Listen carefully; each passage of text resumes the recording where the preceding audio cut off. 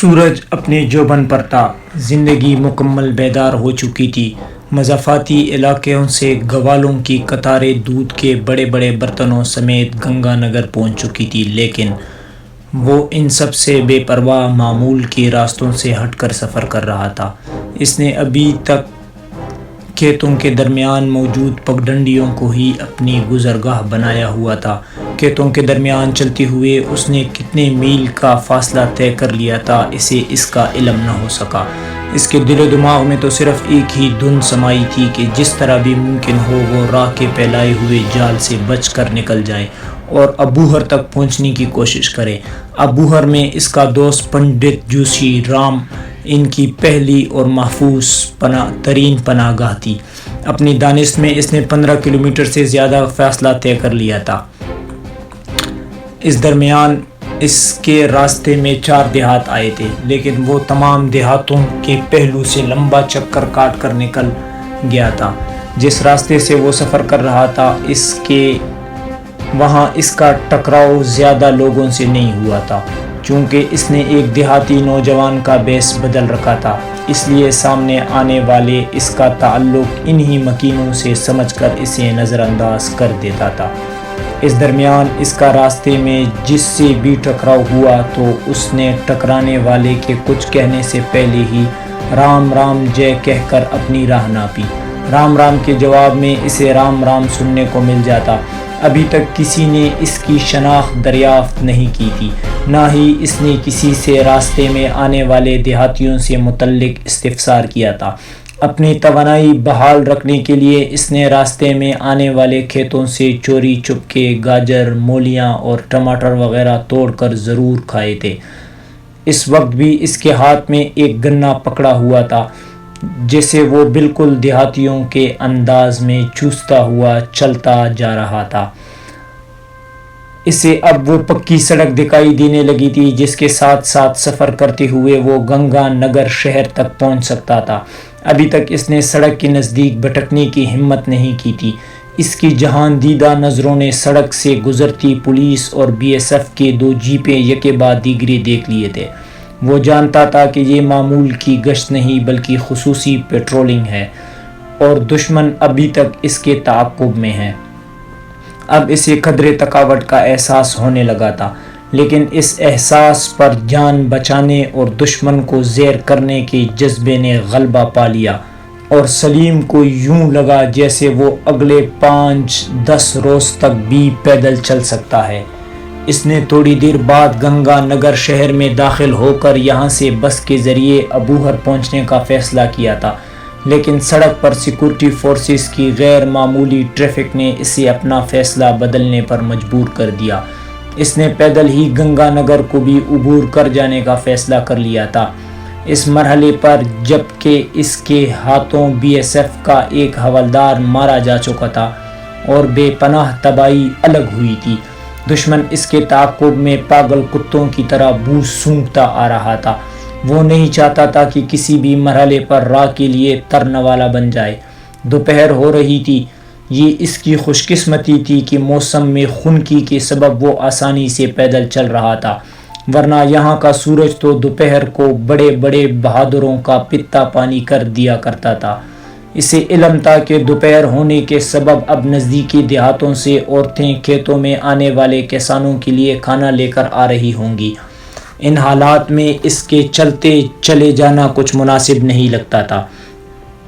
یہی سوچتے ہوئے اس نے کماد کے ایک کھیت کا رخ کیا جس میں گنے کی فصل اپنی پوری جوبن پر لہرا رہی تھی اور کسی بھی لمحے کٹنے کی منتظر تھی۔ کھیت کے عین درمیان پہنچ کر اس نے جب خود کو محفوظ خیال کیا تو گنے زمین پر چٹائی کی طرح بچھا کر انہی پر ڈھیر ہو گیا۔ تحفظ کے احساس نے اسے قدرے نارمل کر دیا تھا، اور نارمل ہوتی ہی اس پر تکن غالب آنے لگی۔ کب وہ کماد کے اس بستر پر ڈھیر ہوا اور کب اس کی آنکھ لگی اسے کچھ احساس نہ ہو سکا۔ اس کی آنکھ کافی دور سے آنے والے کتوں کی بھونکنے کی آواز سے کھلی۔ آنکھ کھلتی ہی پہلا سوال اس کے ذہن میں یہی پیدا ہوا کہ یہ مقامی کتے نہیں ہو سکتے، کیونکہ دیہات کے کتے سر شام نہیں بھونکا کرتے۔ وہ چوکنا ہو کر دور سے کتوں کی بھونکنے کی آوازیں سننے کی کوشش کر رہا تھا۔ ادھر کرنل بخش کا پارا آسمان کو چھو رہا تھا۔ اس کے کانوں میں یکے بعد دیگرے اسی طرح دھماکوں کی آوازیں آ رہی تھی جیسے اس علاقے میں توپ خانے سے فائرنگ ہو رہا ہو۔ یہ سفید پھول کے سوا اور کس کا کارنامہ ہو سکتا تھا؟ اسے خود ہی اپنے سوال کا جواب بھی مل گیا۔ ابھی تک اس نے اپنے جوانوں کی پوزیشن تبدیل نہیں کروائی تھی۔ اسی یہی امید تھی کہ شکار ضرور اس کے پہلائے ہوئے جال میں پھنسے گا۔ قریباً آدھا گھنٹہ کیپٹن اشوانی کمار اور کرنل بخش نے وہاں اعصاب شکن انتظار میں بسر کیا، پھر ہونکوں کی طرح یوں ایک دوسرے کی طرف دیکھنے لگے جیسے اس ساری صورتحال کے ذمہ دار وہ خود ہی ہوں۔ کمپنی ہیڈ کوارٹر میں آگ بجھانے کا جو بھی بندوبست تھا، ابھی تک کسی نے آگ کے نزدیک پہنچنے کی ہمت نہیں کی تھی، کیونکہ پیٹرول اور بارود کو لگے آگ بجھانے کا تصور بھی نہیں کیا جا سکتا تھا۔ تمام لوگ دور دور سہمے کھڑے آگ بجھانے کے منتظر تھے، جس کے بعد ہی وہ اگلا کوئی قدم اٹھا سکتے تھے۔ سیکورٹی فورسز کے وہ جوان جنہیں بڑی منصوبہ بندی کے ساتھ مرحلہ وار وائٹ فلاور کی گرفتاری کے لیے پہلایا گیا تھا، کمپنی ہیڈ کوارٹر سے آگ کے شعلے بلند ہوتے دیکھ کر یہی سمجھے کہ شاید دشمن نے حملہ کر دیا ہے۔ قریباً تمام جوان وائٹ فلاور کی گرفتاری کا مشن ادھورا چھوڑ کر اپنے ساتھیوں کی مدد کے لیے بھاگم بھاگ کمپنی ہیڈ کوارٹر کے نزدیک جمع ہونے لگے۔ کمپنی کمانڈر جو صرف بنیان اور نکر میں بھاگ کر یہاں تک آ گیا تھا، غصے سے باولا ہوتا جا رہا تھا۔ وہ سفید پھول کی تلاش کے مشن پر لگے بی ایس ایف کے جوانوں کو گالیاں دے کر واپس بھیج رہا تھا۔ انہیں سختی سے حکم دیا گیا تھا کہ وہ اپنی مشن ادھورا نہ چھوڑے، لیکن شاید انہیں اس طرح کے حالات کا سامنا پہلی مرتبہ ہوا تھا، یا پھر خلاف توقع حالات پیدا ہو جانے سے ان کے ہاتھ پاؤں ایسے پھولے کہ پھر صبح ہونے تک وہ ڈھنگ سے کوئی کام ہی نہ کر سکے۔ کرنل بخش کی آنکھوں کے بالکل سامنے مشرق کے سمت میں پہلے سرخی مائل روشنی کا رنگ اب سفیدی میں تبدیل ہونے لگا تھا۔ آہستہ آہستہ سورج دیوتا نے دھرتی کو اپنی روشنی دینا شروع کر دیا، اور اب راجستھان کے اس سرحدی علاقے پر سورج کی کرنیں کونپلوں کی طرح پھوٹنے لگی تھی۔ رات کی سردی کا زور ٹوٹنے لگا تھا، اور گرم کپڑوں میں لپٹے سیکورٹی فورسز کے جوان جن کے ناک اور منہ بھاپ کے بادل اگل رہے تھے، اب اپنی جسموں کو حرکت دے کر اپنی دانست میں وارم اپ کرنے لگے تھے۔ کمپنی ہیڈ کوارٹر کی آگ بجھ چکی تھی، اور اس بجھی ہوئے آگ میں سلگتی چنگاریوں پر بی ایس ایف کے جوان نالیوں سے پانی پھینک رہے تھے۔ انہوں نے راک پر اتنا پانی پھینک دیا کہ اگر وہاں سے اس تباہی کے ضمن میں کوئی کلو ملنے کی امید بھی تھی تو ختم ہو چکی تھی۔ میرے خیال سے اب چلنا چاہیے، یہاں کا کھیل تو ختم ہو چکا، اب آگے کا سوچتے ہیں، کرنل بخش نے اپنے جوان کیپٹن سے کہا، جس نے اپنے گلے سے لٹکتی بوتل سے چائے کا ایک کپ بھر کر اپنے آفیسر کو پیش کیا۔ یہ الگ بات کہ کرنل بخش نے 2-3 لمبے گھونٹ لینے کے بعد ہی باقی چائے پھینک دی۔ چلو وہیں چل کر تازہ دم ہوتے ہیں۔ اس نے کیپٹن اشونی کمار کو اپنے تعاقب میں آنے کا سگنل دیا۔ اشونی کمار نے واکی ٹاکی پر اپنے جوانوں کو سٹینڈ بائی کیا، اور دونوں کمپنی ہیڈ کوارٹر پہنچ گئے، جہاں ٹرکوں اور دوسرے جلے ہوئے تباہ شدہ سامان کے گرد بی ایس ایف کے جوان سوگوار انداز میں گھیرا ڈالے کھڑے تھے۔ ان کا کمپنی کمانڈر شاید کرنل بخش کی اس علاقے میں موجودگی کا احساس کر کے اپنی یونیفارم پہننے چلا گیا تھا۔ تھوڑی دیر بعد وہ باوردی ان میں موجود تھا۔ کرنل بخش کی آمد اس کے یہاں پہنچنے کے ساتھ ہی ہوئی تھی۔ حوالدار کی لاش انہوں نے بڑے سلیقے سے ایک چارپائی پر سجا کر رکھ دی تھی۔ ویل ڈن، حسب عادت کمپنی کمانڈر کی شکل پر نظر پڑتی ہی کرنل بخش نے کہا، اور کمپنی کمانڈر جھل تر کر کباب ہو گیا۔ تو یہ ہے تمہارے اور تمہارے جوانوں کی رات بھر کی کارکردگی، تباہ شدہ اسلحے کا ڈمپ، جلے ہوئے ٹرک اور ایک لاش۔ کرنل بخش نے اپنا طنزیہ انداز برقرار رکھا۔ کمپنی کمانڈر ملہوترا کا جی چاہتا تھا کہ بڑھ کر کرنل کا منہ نوچ لے، لیکن وہ کٹ کر رہ گیا۔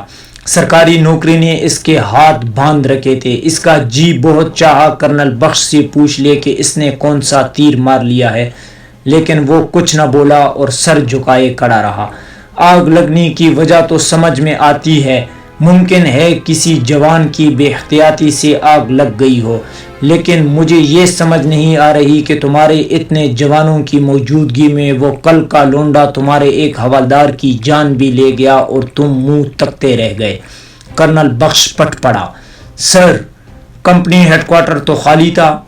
आपके हुक्म के मुताबिक मैंने यहाँ चंद जवान ही पहरे पर रखे थे, बाकी सब तो इस सर्च ऑपरेशन में हिस्सा ले रहे थे, कंपनी कमांडर ने हल्क में थूक निगलते हुए कहा। कर्नल बख्श ने फाड़ खाने वाले लहजे में कहा, दफा हो जाओ, तुम लोग यहाँ क्या कर रहे हो, गेट लॉस्ट। कंपनी कमांडर ने अपने साथी की लाश के गिर्द सोगवार चेहरों वाले बीएसएफ के जवानों को डांटते हुए कर्नल बख्श की डांट को बैलेंस करना चाहा। एक एक करके जवान वहां से हटने लगे। कर्नल साहब और कैप्टन साहब के लिए चाय लाओ, कंपनी कमांडर ने अपने अर्दली को हुक्म दिया, लेकिन इससे पहले फौरन 2-3 खोजी दरकार है, समझ गए ना, फौरन। कर्नल बख्श का गुस्सा अभी ठंडा नहीं हुआ था। All right sir. Company commander को एहसास था कि इनका मुखातिब कौन है। चाय आने तक कर्नल बख्श ने कंपनी हेडक्वार्टर के महफूज टेलीफोन लाइन पर अपने खसूसी यूनिट से राब्ता करके फौरी तौर पर वॉच डॉग मंगवा लिए थे। करीबन आधे घंटे के बाद बीएसएफ के जवान 2 उधेड़ उम्र की खोजियों को, जिनकी आंखें नींद से बोझल हो रही थी, अपनी जीप में लेकर वहां पहुंच गए। साफ दिखाई दे रहा था कि वो इन्हें गहरी नींद से बेदार करके ज़बरदस्ती अपने साथ ले आए हैं। इनकी आमद के साथ ही आसमान पर गरगराहट सुनाई दी। ये इस हेलीकॉप्टर की आवाज़ थी जो गंगानगर छावनी से 2 खसूसी कुत्ते लेकर आया था। इन कुत्तों के साथ भारतीय फौज के 2 कमांडोज ब्लैक कैट्स भी मौजूद थे। इन काली बिल्लियों की तादाद 4 थी, लेकिन भारतीय हाई कमांड का यह दावा था कि इनमें से हर एक कम से कम 10 पर बारी था। आज तुम लोगों की सलाहियतों का इम्तिहान है। इसने दोनों बूढ़े खोजियों को मुखातिब किया, जिनकी आंखें सूरत हाल की संगीनी का एहसास होती ही खुल गई थी और वो खुद को बिल्कुल ताज़ा दम महसूस करने लगे थे। जो हुक्म सरकार। दोनों ने बारी बारी चापलूसी का मुजाहिरा किया। इन्हें जंगली घास वाले एरिया में ले जाओ और इसके कदमों की निशानात पर वापस लाओ, कर्नल ने कंपनी कमांडर को हुक्म दिया। Okay sir. कंपनी कमांडर ने बादल नख्वास्ता गर्दन हिलाई और इनके साथ एक जीप में सवार होकर इसी तरफ चल दिया। इन लोगों की वापसी करीबन आधा घंटे बाद हुई। दोनों खोजियों ने जान तोड़ कोशिश के बाद बिल आखिर सलीम का खुरा तलाश कर ही लिया था और अब इसके ताक़ुब में यहाँ तक आ गए थे, लेकिन इससे आगे पाँव का कोई निशान नहीं मिल रहा था। दोनों ने मायूसी से गर्दन हिलाई तो कर्नल फट पड़ा। शट अप, तलाश करो हराम खोरो, सारा साल मुफ्त की तनख्वाहें खाते हो और एक मुलजिम का खुरा नहीं ढूंढ सकते। मैं तुम्हारी गर्दनें तुड़वा दूंगा।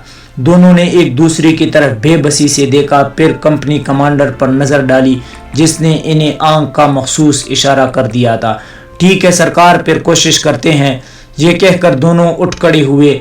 इन्हें इस बुलाए नागहानी से बहरहाल छुटकारा हासिल करना था, वरना इस पागल कर्नल से कुछ बाइद नहीं था कि इन्हें गोली ही मार देता। ये खोजी बीएसएफ के बुरे भले वक्त के साथी थे। इन लोगों के जरिए ही सरहद फोर्स के अफसर स्मगलरों से, जो सरहदों के आर पार आए जाया करते थे, राब्ता करते थे। ये इनकी आमदनी का बहुत बड़ा जरिया था।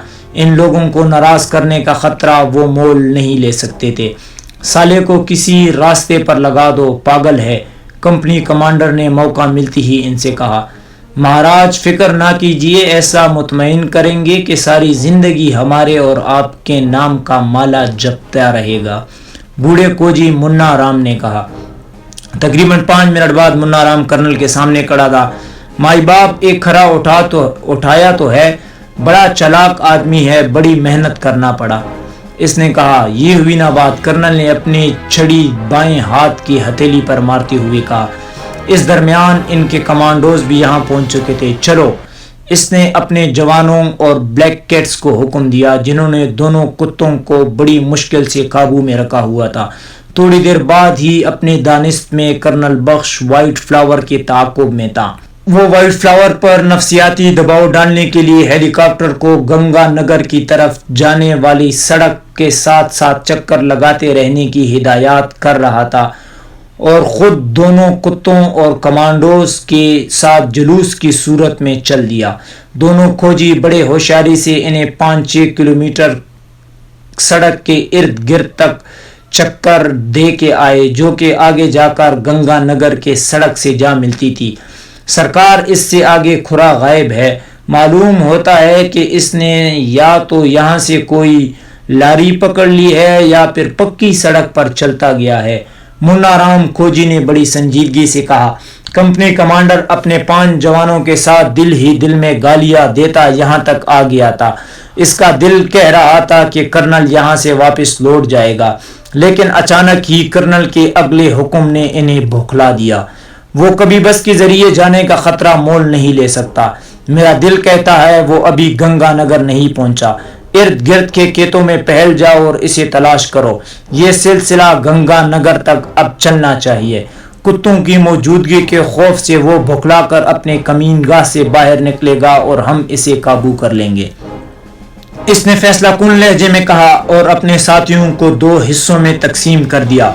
2 پارٹیوں میں بٹ کر ایک ایک کتے کے ساتھ وہ لوگ کچے راستوں کے 2 رویے بنے کھیتوں میں اسے تلاش کر رہے تھے۔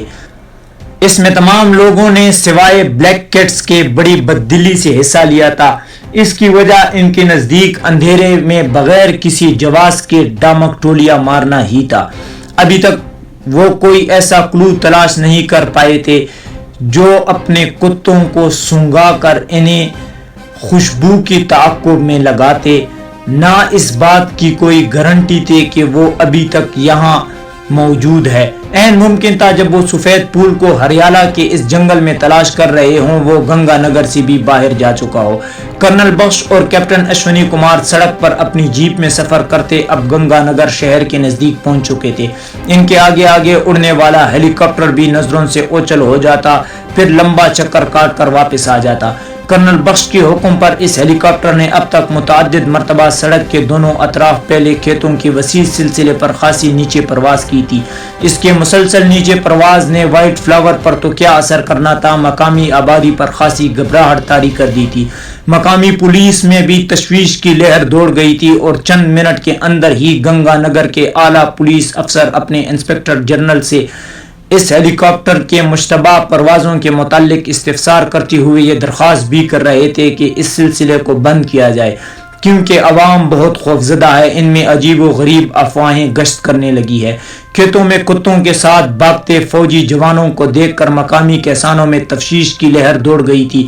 انہوں نے اندازے نکالنے شروع کر دیے، جس کے بعد نزدیک دور کے دیہاتوں میں یہ افواہ تیزی سے پھیل گئی تھی کہ اس علاقے میں بڑے خطرناک تخریب کار گھس آئے ہیں، جن کے تعاقب میں بھارتی فوج سارے علاقے میں پھیل گئی ہے۔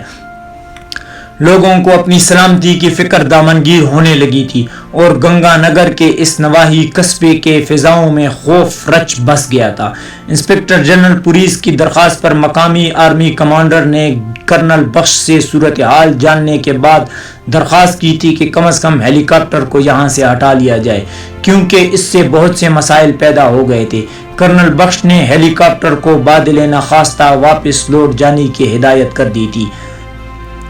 تو دوستو، یہ تھی ہماری آج کی ایپیسوڈ۔ امید کرتے ہیں کہ آپ کو ہماری کہانی پسند آئی ہوگی۔ جانے سے پہلے ایک چھوٹی سی گزارش ہے کہ اگر آپ چینل پر نئے ہیں تو ویڈیو کو لائک کریں، چینل کو سبسکرائب کریں اور بیل نوٹیفیکیشن کو دبائیں تاکہ آپ کو بر وقت اپڈیٹ ملتی رہے۔